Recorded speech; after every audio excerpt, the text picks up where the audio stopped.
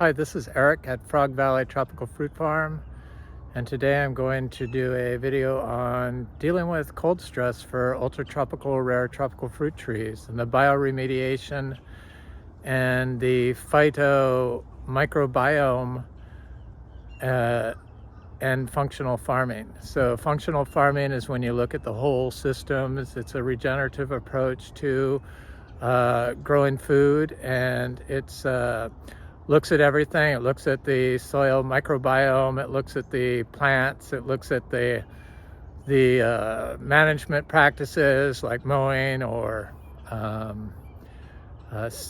non-disturbance of soil, and it just looks at everything. And bioremediation is when nature provides a defense against plant antagonists like insects. So it's the signaling to its environment, to the rhizosphere, the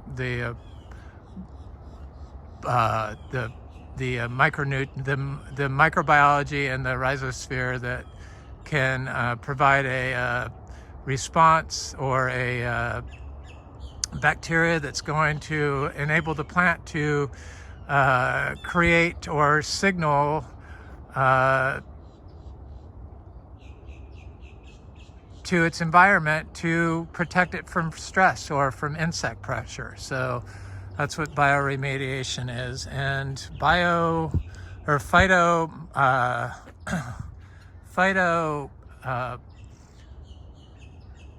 microbiome is the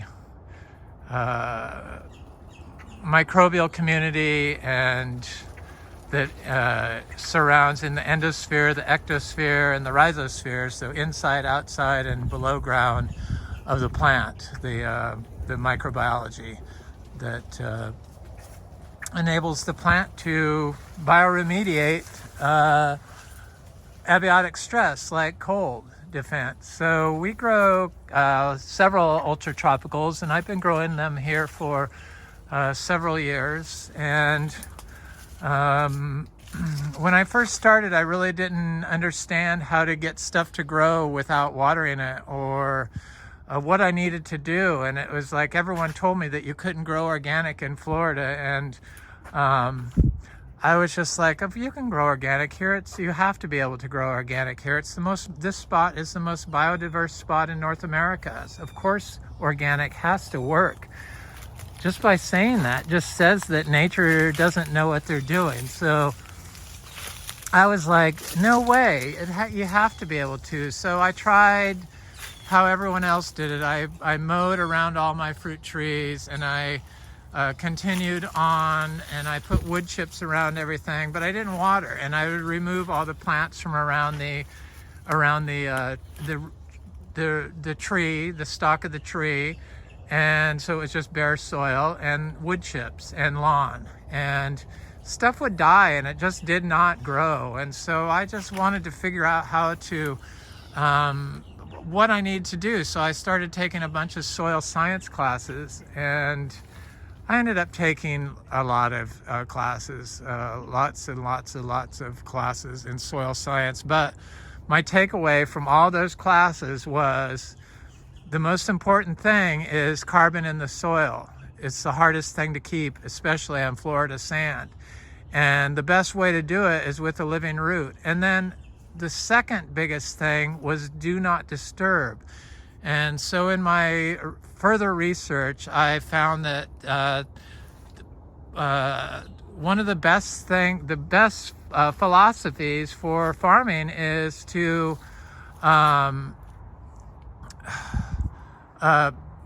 build the microbial community, which the home for the microbial community is living roots in the ground. And the best way to do that is to let nature put it there. So a lot of people want to be the landscape designer, but nature is the best landscape designer. This is not my living room.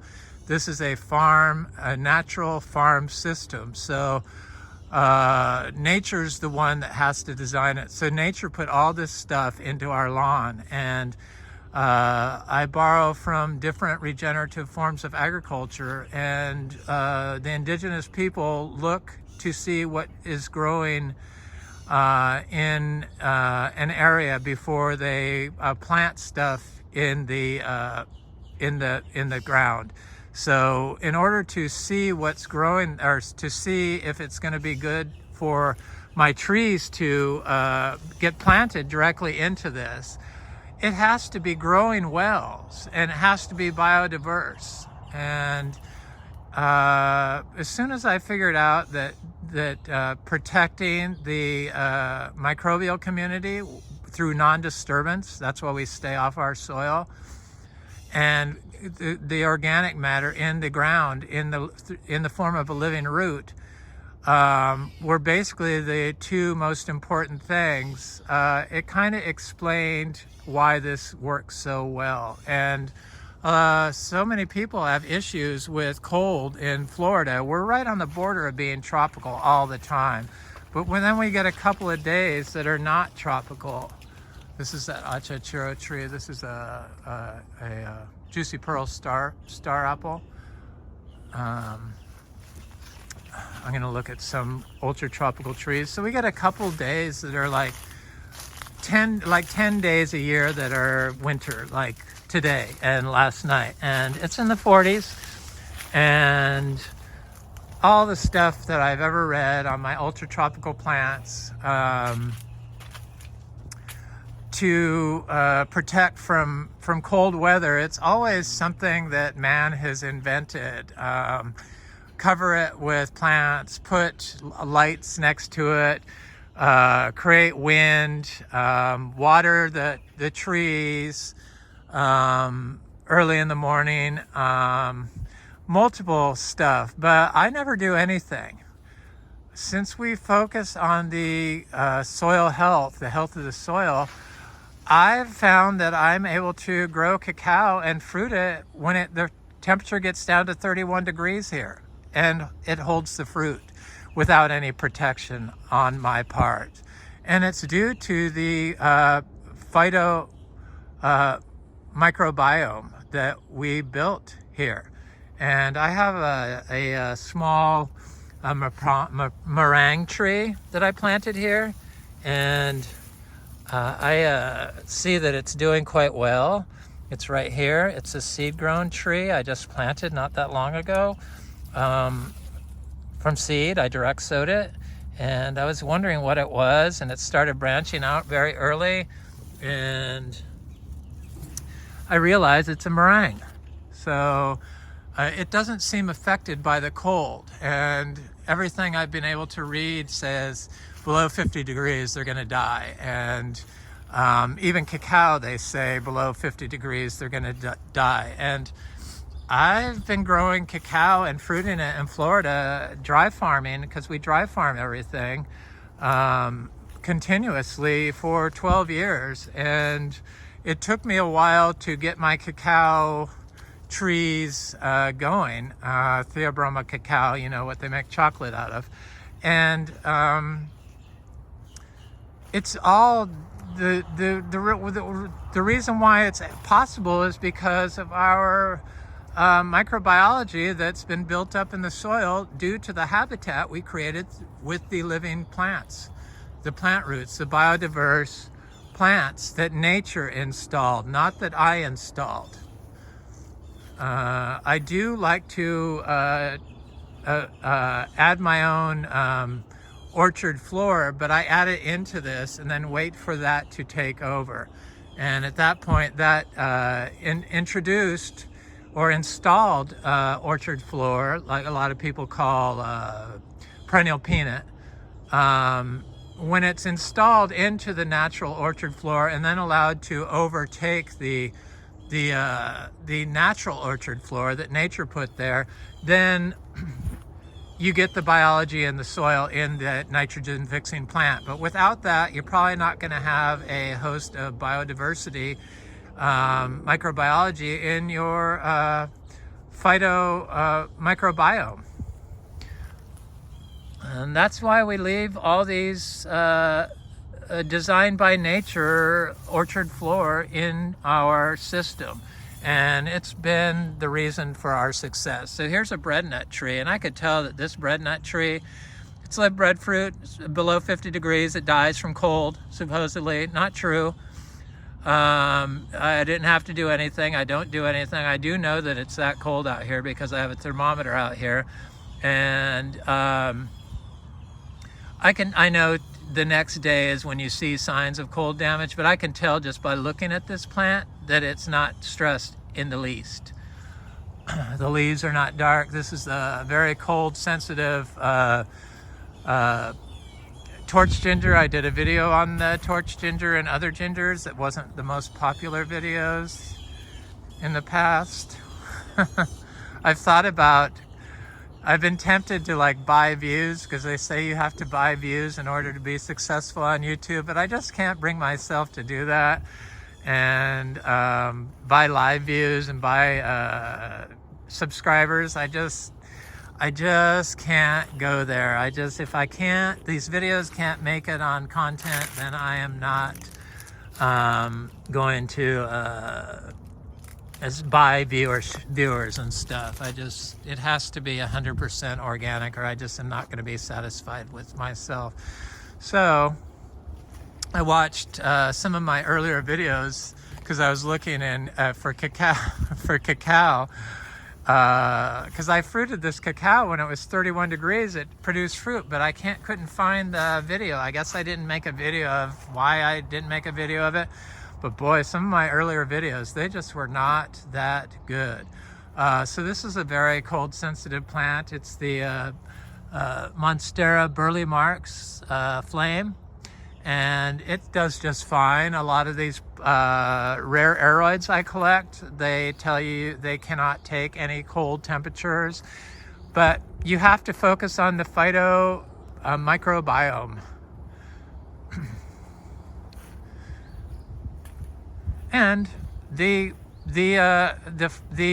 phytobiome is important too. Your management practice is important. So the biggest thing is to protect your growth space. But here in Florida, they like to highly disturb the growth space. So they mow between all the plants, and then they spray glyphosate around the trees, and then they use irrigation, and I haven't seen any need for any irrigation, and it's because we've built up the phyto-microbiome in the soil, and it's worked, and it's a functional farm system that is what society says we need to try to create, and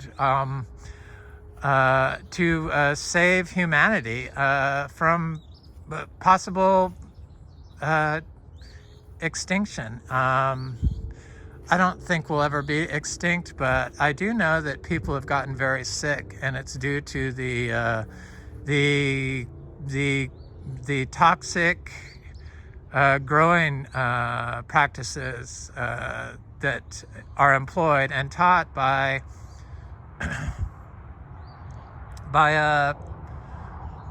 modern agriculture schools.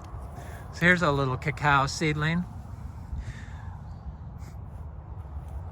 No problem. There's another breadnut tree. No problem. So here's a fruiting cacao tree.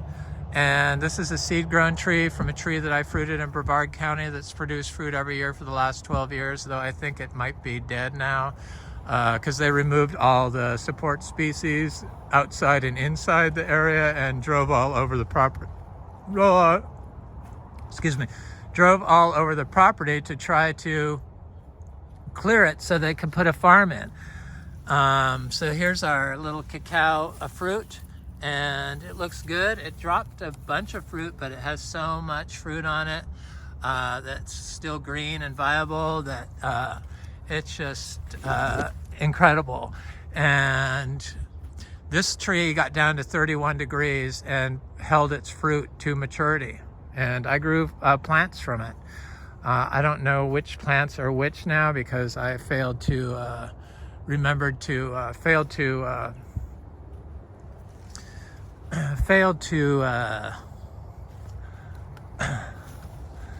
mark them and remember where I planted them.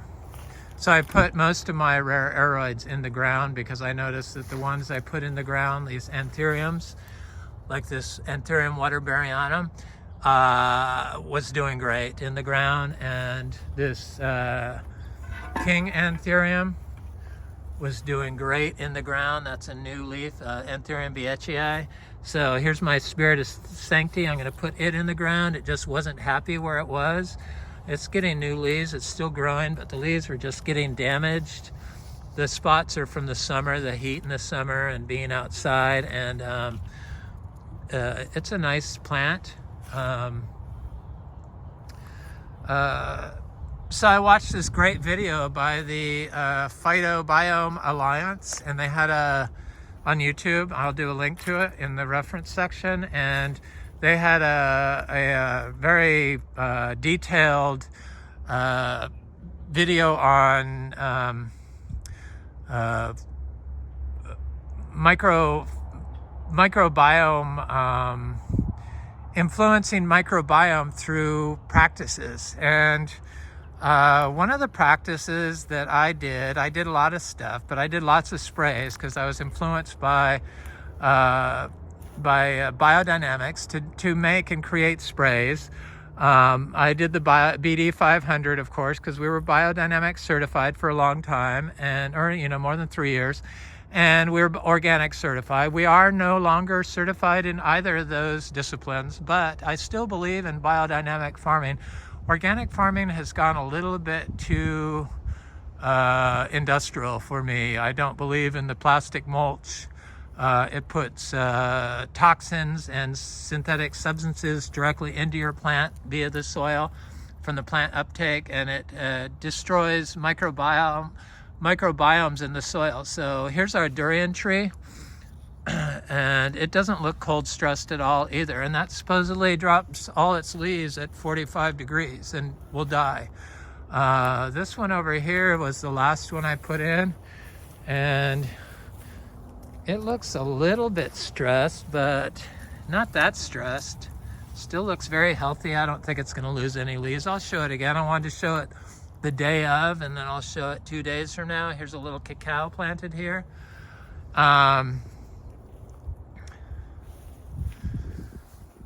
So I started doing sprays when I learned to let the lawn grow out and to stay off of it. So protecting the microbiome that is in the root zone of all these weeds that nature has put into the soil. I'm slowly displacing the weeds with my aeroids, which will overtake and run out the weeds, but the microbiology from the diverse range of, there's not that much diversity here underneath this large tree, mostly grass, but the biology will transfer into the aeroids, and there's quite a few different types, so I'm not worried about losing it. It still seems plant enabling. In fact, the aeroids, I believe, are like bananas, and because there's so much water in them, so that they're able to help plants during times of stress,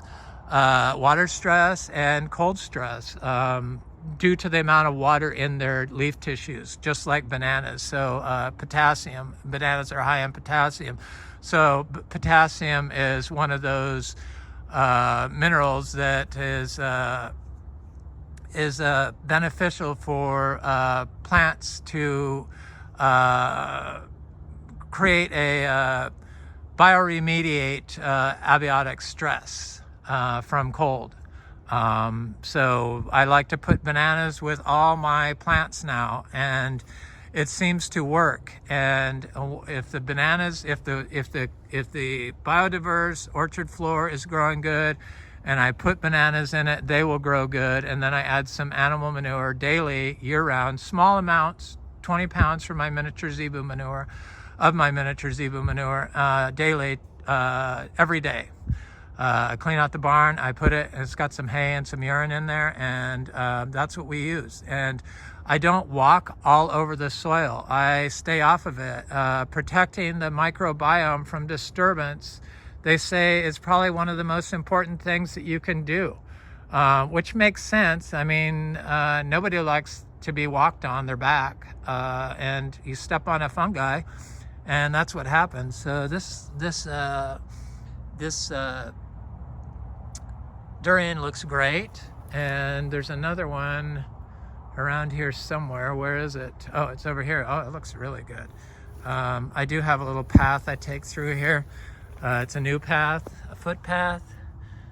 Here's a little coffee tree. These are all little cacao. The cacao, I know that there's some college in New Jersey that's trying to develop cold sensitive cacao. Well, we've already done that. We our cacao are down to 31 degrees. Trinitoro cacao, 31 degrees, no problem. None of them died. And it is the Phyto-Microbiome is responsible for bioremediation of cold sensitivity in plants. You don't need to breed a new plant. You just need to focus on soil health. So here's another, this is a Pulasan tree, a very cold sensitive ultra-tropical that is not showing any signs of drought stress. This is the first durian I put here, and it looks so good. It's had the longest time to acclimate. I can tell it's not going to drop its leaves. It's growing right next to a little cacao, and it's growing right next to this banana tree. So back to the foliar sprays and the soil sprays. So I was so crazed, and nothing seemed to work. And then when I was on the path to being biodynamic certified and got influenced by that, I also was mostly influenced by Indian zero budget natural farming. And when I say influenced by, I mean I did research and saw how they grew these their practices and their methodologies and stuff. But then I adapted them to what I could do, because I don't have a bunch of people to chop and drop, and I don't have a bunch of people to make huge giant piles of Indian zero budget natural farming compost, though I do enjoy their compost styles. There's names for them, I can't think of it, but they also use a lot of milk and ghee from the indigenous cow of India. And the zebu is why I got the zebu, was because of Indian zero budget natural farming, because I was like, how did they grow mangoes and develop mangoes in India, and jackfruit and neem and all these amazing medicinal and food trees that I want and have. And I just realized it had to be from the miniature zebu, and that's what's used in Ayurvedic medicine. So I got my miniature zebu, and it's the closest I could get to an indigenous cow in India. And I made tea out of their manure and use it, and I made compost, and that's why we apply the compost. But they also use ghee and milk, and so the milk from the miniature zebu I did not use, but I would make lab. So lab is lactose bacillus. So lactose bacillus I sprayed all over the farm every day, 5 days a week, hours a day for months on end. And I kept adding different stuff to it. So when I made lab, I would, at the end, I made it with a little, a photosynthesizer that's the plant, a sinkweed, but I also made it from fruit leaf tea. So I would so you take a little, some rice, and you get a cup of water, and you shake the rice in the water, and then you put it in a dark corner in a container, a cup of water. You strain the rice out and you put it in the corner, but I would take a pinch of soil and put in there also. And so then after 3 days, you put some milk in there, a gallon of milk, and then you wait until it's fermented. So all the stuff rises to the top, the curd rises to the top, and you have the liquid left. So the liquid you strain off, and that's your lab. So I would take the lab and spray it every day, and I would soak my compost pine shavings in the lab and mix more indigenous soil. And I borrowed that from Korean natural budget zero farming, Korean natural farming. And it's like a combination of Korean natural farming and Indian zero budget natural farming influence. So the lab that I'd put the indigenous organisms in there and then soak my wood chips in it and then make compost out of it. And it worked really good. And put bokashi compost in it. And it just made really good compost. Because in biodynamics, you have to make compost to start all your plants or to grow all your own plants in. So all my seeds that I start in pots, I make these soil. But I went on a long path of soil fertility or compost fertility. And eventually, I'll talk about that in a second, how I came to the conclusion of how to make the best compost for our system. But the lab, I eventually mixed. I made a sourdough bread yeast, and I made it with like a Fruit Loop tea, and then I mixed that in the lab and I sprayed it. And when I did that, it seemed like everything came together and I saw instantaneous results. After months and months and months of spraying lab, I then added the yeast to it and oh my God, it was amazing. This is a Anthurium capulospathum. It looks awesome, doing good. So I put my Anthurium regalis in the ground and they look really good. They look much better. This is a queen Anthurium. They're not affected by the cold, and supposedly all these plants get affected by cold weather below like 60 degrees. I have not found that to be the case, but we focus on the bioremediation effects of the soil microbiome, and we don't disturb it. So when I applied the yeast to the lab and then sprayed it, it was like my soil was singing.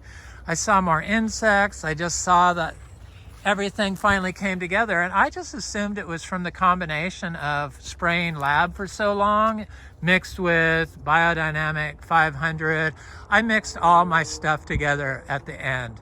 So I'd mix indigenous microorganisms, a pinch of soil with the lab, with the bokashi leachate, with the compost, a little handful of compost, with the yeast, and that did it. It's just like, it blew my mind. It blew my mind that that's what it took. So I was watching this video by the Phyto-Biome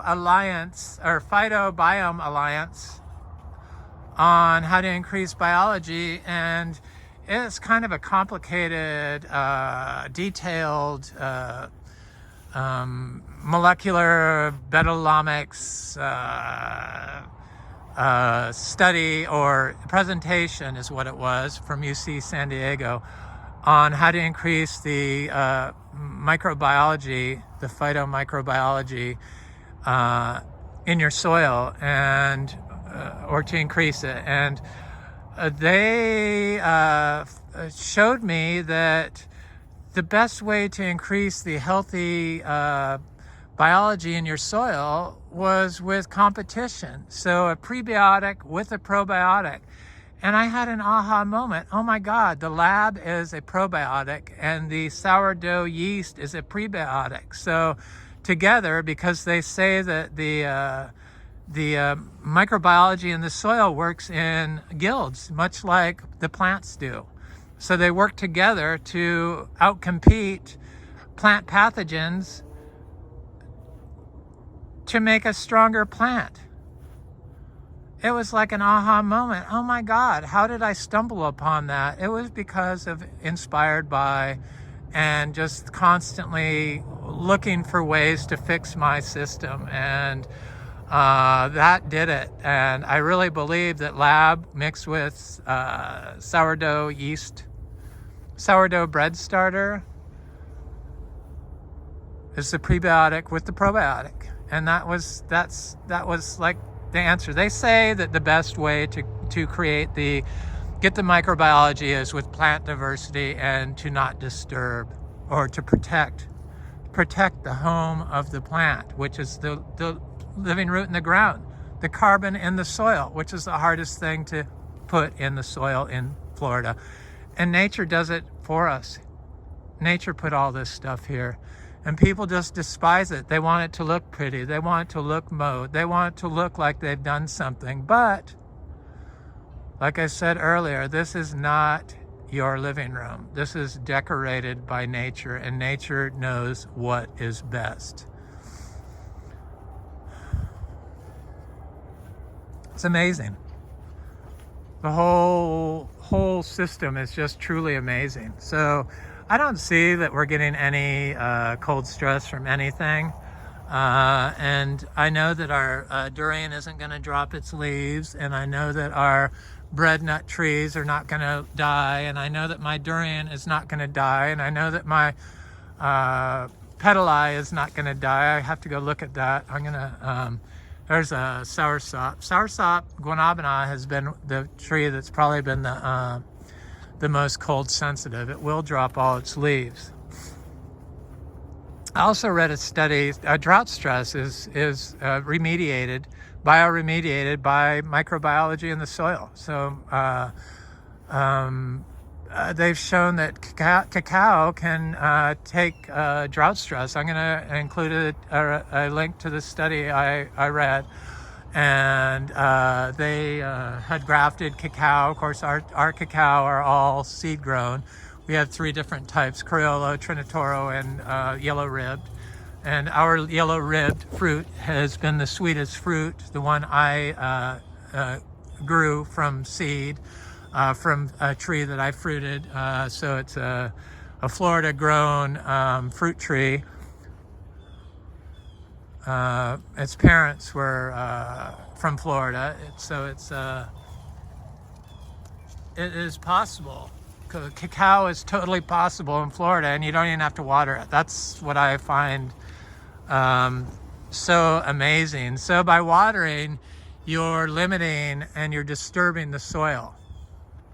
First of all, the water is being distributed with plastic tubes, which are full of microplastics. So you're putting microplastics directly into your soil. And there's another breadnut tree. Same as the breadfruit, just that they use the nut. It's Artocarpus. So here's a Pedelai I recently planted here, and I could see it's going to be just fine. There's a little Criollo cacao I planted. There's another breadnut tree right there.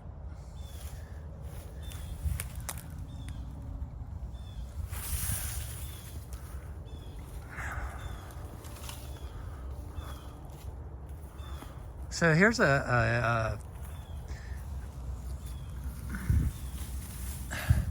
is a mangostana. I'm pretty sure this is a mangosteen that I planted direct sowed right here. And it's already got several leaves on it. And it's not been that many months. And that's due to just the constant protection and focus on soil health. I just recently planted a little Garcinia madruna. These are all cacao, Trinitoro cacao. They withstood the 31 degrees, no problem, that we had 2 years ago. They were tiny little trees. It's the reason why 31 degrees or below 50 degrees is killing your plant is because you're using farm practices that are detrimental to Phyto-Microbiome in your soil. And you need to move away from that practice and go more to a nature-based system, which is a functional farming system that looks at the whole systems approach to farming. And it's regenerative, it's good for the environment, it doesn't make you sick, and that's what's needed. There is a shortage of all these nutrients that people think we can mine forever and ever and ever. Somebody recently asked if I believed in what Dr. Ream said. He was the soil scientist, or I forget what he was. He was more than a soil scientist, but he developed a plan to a mix of like calcium and phosphorus and nitrogen and a percentage that you add to all soils to for plant growth. But the plants wouldn't grow anywhere if they didn't have all the nutrients they needed. And when you do something like that, you are introducing probably heavy metals due to mining practices, and the mining in itself is not a regenerative form of it is not a regenerative practice, and it's just a self-serving practice that you get probably you get results from. But they've since found out that the soil microbiome, if you focus on it, that's soil health, and that's what's going to enable your tree to survive long term on its own without your help and without destroying the planet in the process. The Garcinia dulcis tree, look at those Trinitoro cacao, they look so good. There's a little Criollo cacao, there's a Achachiro tree. This is our Noclia latifolia, the African peach.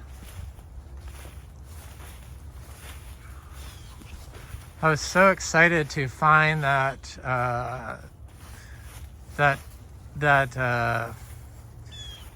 YouTube video on increasing the microbiology in your soil, how to increase it, and how prebiotics and probiotics. It's just like with gut health. So I had all these gut issues. I'm going to go over to the guanabana tree, and then I'm going to go look at the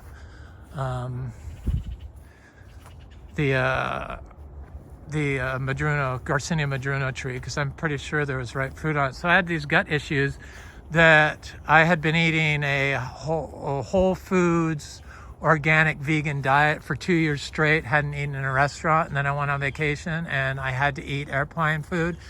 And here's a Wampi, the gold one, WAMPI, from Australia, and it's looking good. And I had such severe stomach pain for like 3 days I was there, and that was obviously from bacteria die-off in my gut from consuming probably glyphosate. So glyphosate is an antibiotic, but it doesn't kill, it kills the good bacteria and lets the bad bacteria live. So like E. coli survives and other bad bacteria. It's the worst type of antibiotic. That's why it's not used as an antibiotic. They figured out it could be used as a herbicide. So that's what they use it for. And then when I came home and I started consuming my multi-species, plant-based, organic diet, I became allergic to all this stuff. Well, how did I become allergic to all this stuff all of a sudden? And it's the gut health. Your gut microbiology is just like the soil microbiology, and you need your prebiotics and your probiotics in order to process food, in order for nutrient cycles to work. The soil's the same as our gut, basically. It's just taken forever for us to come to that conclusion. So here's this big guanabana tree, Miami guanabana. This tree has been known to drop its leaves at 50 degrees, but it always survives. It never dies back, and it never died back at all from 31 degrees. I'm not sure. It does appear a little stressed, but I think that was from the wind, the horrible winds we had the other day. So it looks okay. It looks okay. I'm not worried about it. It's, you know, it's been there for several years. It's had flowers on it recently. I assume it's going to flower soon. They tell you to let them go through a prolonged dry period in the summer when they're flowering to set fruit, but we don't water anything. So I could have gone to the doctor for my hives I developed when I came home from. I'm positive now from my bacteria gut die-off, the die-off of my gut bacteria, because they say that gut bacteria die-off can trigger rosacea, so it does cause skin issues. So obviously it was my hives were from killing my gut bacteria with consuming probably glyphosate ready wheat and stuff like that after not having it in my system for so long. And I could have gone to the doctor or taken the doctor's advice to get antihistamines or go on prednisone, because it was just horrible, because that's what they do. They tell you to take something to disguise the symptoms, which causes other problems, because prednisone is well known to cause serious mental issues when you take it for a long time. And I just thought it was strange that they couldn't tell me how to fix my hives, and why they've never come up with a solution to fix hives when it was obvious that it was a food related issue with me. And so thankfully I have good friends that told me I needed to drink some antihistamine teas. So it was like an aha moment, and I started making my fruit leaf teas. And fruit leaf teas are good for you, and they're probably good for your soil also, mixed with some lab and mixed with some sourdough yeast to increase your microbiology. And then applications of animal manures, small amounts of animal manures that are low in nitrogen, not a high nitrogen manure, not a huge amount of chicken manure. If you have chickens in your yard, that's probably ideal. Chickens, ducks, whatever, if you have a small yard. So where was I going? I was going over to, the madrona tree. Here's another cacao that looks totally fine. And then a coffee. I'm not sure if coffee is cold sensitive. We have the native coffee that looks fine, but this little coffee tree looks good. And this cacao that I just planted looks great. So I just put that little Trinitoro cacao in the ground. We have about 100 cacao. We are going to be a cacao farm, a high producing cacao farm within the next probably 5 years. And a cashew farm and a Garcinia farm. It's just no stopping it. This stuff is just coming on. It's not dying. I don't have to water anything. I don't have to get stressed out about stuff. I don't have to get stressed out about cold. I don't have to cover anything. I don't have to put lights on anything. All I have to do is protect the soil microbiome from disturbance and continue on what I'm doing. Here's that Garcinia madrona tree. There's a good sized fruit on it. There's a lot of fruit on this tree still, and it's produced a lot of fruit. It fruits year round. It's a great tree.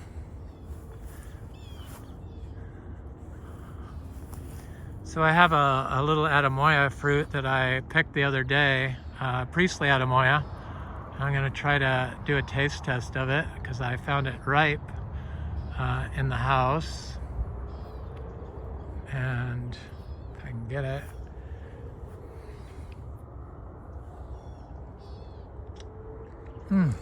It's so good.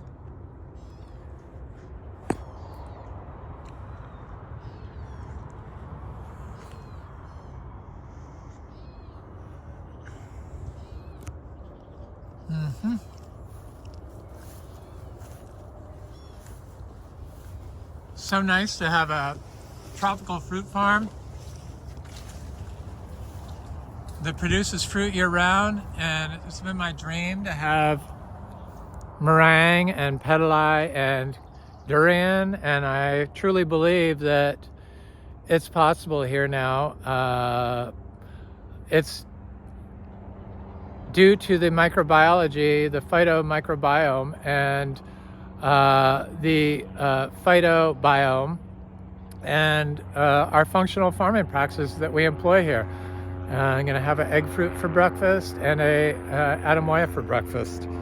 And egg fruit is one of those fruits that truly is one of my favorite fruits, and